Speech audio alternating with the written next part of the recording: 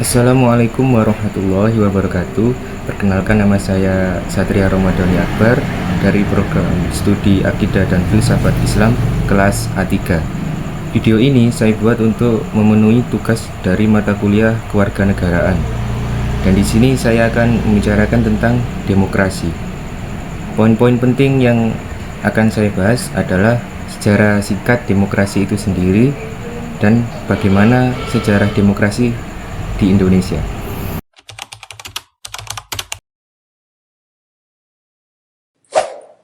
Jika ditinjau dari sejarahnya, demokrasi pertama kali berkembang di Yunani kuno yakni sekitar tahun 500 sebelum Masehi. Demokrasi sendiri berasal dari bahasa Yunani yaitu demos yang artinya rakyat serta kratos yang artinya kekuasaan. Jika diartikan secara harfiah, masyarakat Yunani kuno menganggap demokrasi sebagai kekuasaan rakyat. Royce Makritis dalam Contemporary Political Ideologies menerangkan bahwa pada 431 sebelum Masehi, Pericles mendefinisikan demokrasi atas 4 kriteria. Yang pertama, pemerintahan oleh rakyat dengan partisipasi yang penuh dan langsung oleh rakyat. Kedua, kesamaan di mata hukum. Ketiga, pluralisme atau penghargaan akan semua bakat, minat, keinginan, dan pandangan. Keempat, penghargaan atas suatu pemisahan dan wilayah pribadi untuk memenuhi dan mengekspresikan kepribadian individu. Di era Renaissance, negara modern mulai bermunculan.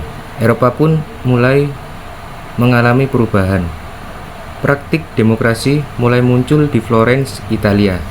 Di Florence, hak kebebasan individu dijamin dan para warga diberikan hak untuk berpartisipasi dalam pemerintahan. Kemudian sekitar tahun 1500 sampai 1650 mulai banyak negara yang mengalami reformasi seperti Jerman, Swiss, dan lainnya. Selepas periode ini, orang-orang Eropa mulai memerdekakan diri dari doktrin gereja dan mulai menggunakan akal. Sekitar 1650 sampai 1800 mulai muncul kesadaran bahwa ada hak-hak politik yang tidak boleh diselewengkan oleh raja. Di masa itu, raja memiliki kekuasaan yang tidak terbatas. Beranjak dari masa ini, perlawanan akan kedudukan raja pun mulai bermunculan. Sistem dengan konsep pemisahan kekuasaan pun mulai dicetuskan.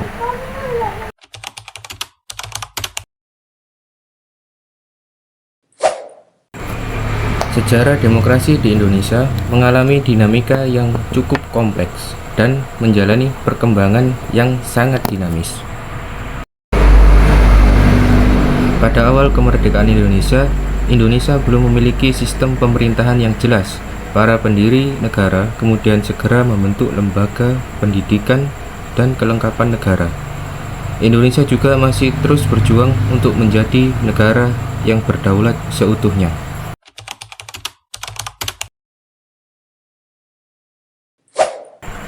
Pada masa ini, Perdana Menteri yang berkuasa memimpin kabinet, sedangkan Presiden hanya sebagai lambang kesatuan. Landasan hukum yang digunakan adalah Undang-Undang Dasar Sementara 1950. Perkembangan politik pada masa ini ditandai dengan beberapa peristiwa penting. Yang pertama adalah penyelenggaraan konferensi Asia Afrika di Bandung, yang salah satu tujuannya adalah memajukan kerjasama antar negara-negara Asia Afrika.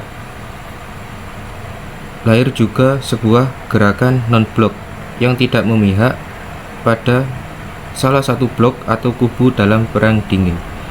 Yang kedua, Deklarasi Juanda tahun 1957 yang menganut prinsip bahwa Indonesia adalah negara kepulauan dan laut di sekitarnya menjadi bagian wilayah Indonesia dan bukan kawasan bebas. Selanjutnya, penyelenggaraan pemilu pada tahun 1955 yang menjadi tonggak awal demokrasi di Indonesia. Namun, persaingan antara partai politik dan gonta-ganti kabinet menyebabkan kondisi politik dan keamanan menjadi tidak stabil. Berbagai pemberontakan juga masih terjadi di sejumlah daerah di Indonesia.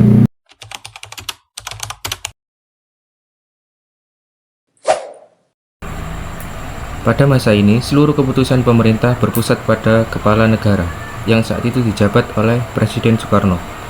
Masa demokrasi terpimpin berlangsung sejak dikeluarkannya Dekrit Presiden pada tanggal 5 Juli 1959.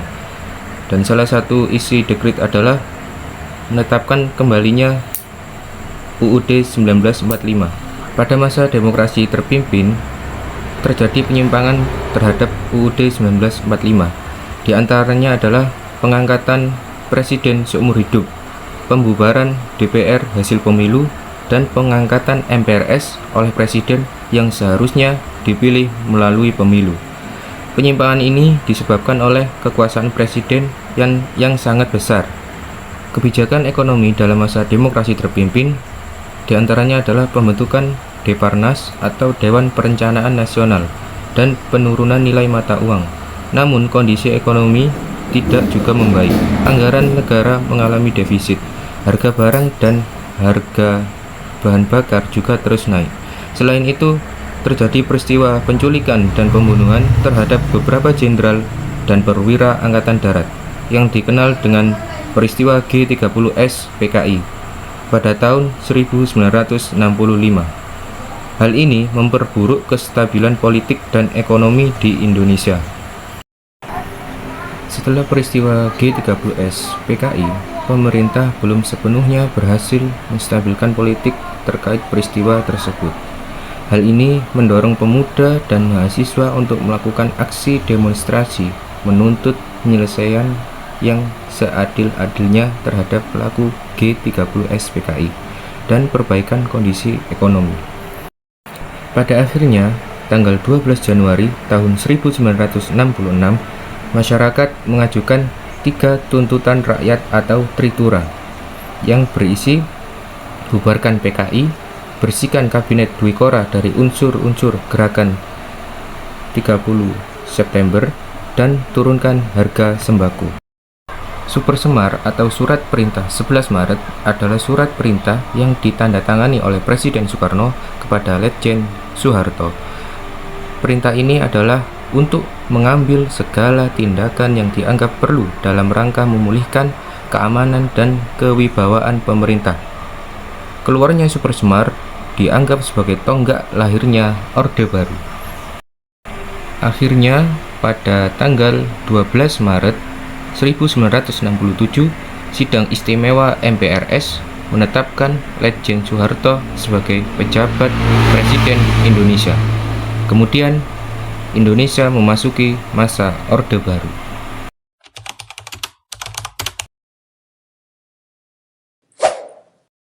Pada masa ini, pemerintah melakukan berbagai upaya untuk menata stabilitas politik di Indonesia. Di antaranya adalah pemulihan politik luar negeri Indonesia yang bebas dan aktif, pemulihan hubungan dengan Malaysia, kembali menjadi anggota PBB, juga ikut memprakarsai pembentukan ASEAN, juga menyederhanakan partai politik, dan melaksanakan pedoman penghayatan dan pengamalan Pancasila atau P4 dan Dwifungsi ABRI. Beberapa kebijakan sosial juga dilakukan, seperti program transmigrasi. Transmigrasi adalah program untuk memindahkan penduduk dari suatu daerah yang padat penduduknya ke daerah lain yang jarang penduduknya. Transmigrasi juga bertujuan untuk meratakan persebaran penduduk daerah di Indonesia. Selain transmigrasi, pemerintah juga merancang program keluarga berencana atau KB untuk mengendalikan pertumbuhan penduduk. Dalam bidang pendidikan, pemerintah merencanakan program wajib belajar 6 tahun dan 9 tahun. Fokus program ekonomi pada masa Orde Baru adalah untuk mengatasi inflasi dan mengamankan kebutuhan pokok masyarakat melalui kebijakan stabilitas dan rehabilitas alat-alat produksi. Inflasi berhasil ditekan. Pemerintah kemudian melaksanakan program ekonomi jangka panjang melalui program Pelita atau pembangunan 5 tahun. Meskipun kemajuan pembangunan begitu pesat, ternyata kemajuan tersebut tidak terjadi secara merata. Segala kebijakan politik juga bertumpu pada pemerintahan pusat. Puncaknya pada tahun 1997, Indonesia mengalami krisis ekonomi. Banyak perusahaan yang mengalami bangkrut dan terjadilah pemutusan hubungan kerja atau PHK secara besar-besaran. Harga barang kebutuhan pokok juga ikut naik dan diperparah dengan terkuaknya praktik korupsi di kalangan pemerintah. Akhirnya terjadi demonstrasi besar-besaran dari kalangan mahasiswa dan masyarakat untuk menuntut reformasi. Tuntutan reformasi diantaranya adalah mengadili Soeharto dan kroni-kroninya, pemberantasan KKN, pencabutan dui fungsi ABRI, melaksanakan otonomi daerah seluas-luasnya, amandemen Undang-Undang Dasar, dan supremasi hukum. Akhirnya, pada tanggal 21 Mei 1998, Presiden Soeharto mengundurkan diri dan digantikan oleh wakilnya yaitu B.J. Habibie. Sejak saat itu, Indonesia mulai memasuki masa reformasi.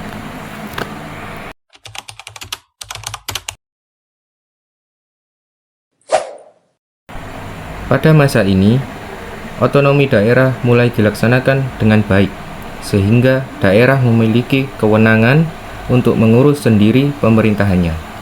MPR juga melakukan amandemen terhadap UUD 1945 sebanyak 4 kali. Salah satu poin penting dalam amandemen ini adalah membatasi kekuasaan dan masa jabatan presiden, yaitu maksimal hanya 2 periode. Pembatasan partai politik juga dihapus sehingga pemilu kembali diikuti oleh banyak partai politik. Hasil amandemen UUD juga menghasilkan pemilihan presiden secara langsung melalui pemilu dan bukan lagi dipilih oleh MPR. Perkembangan ekonomi pada masa reformasi adalah privatisasi BUMN atau penjualan sebagian saham BUMN. Naiknya harga BBM, pembangunan infrastruktur terutama jalan tol, dan pembagian BLT atau bantuan langsung tunai. Dalam bidang budaya, Indonesia mendaftarkan warisan budaya Indonesia ke UNESCO.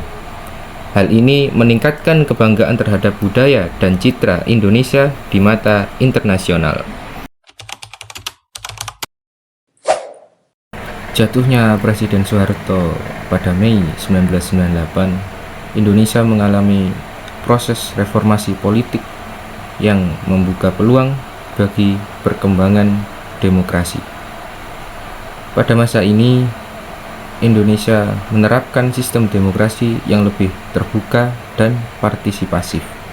Meskipun pada pelaksanaannya, demokrasi di Indonesia masih dihadapkan pada berbagai tantangan dan hambatan seperti politik uang, korupsi, dan ketidakadilan.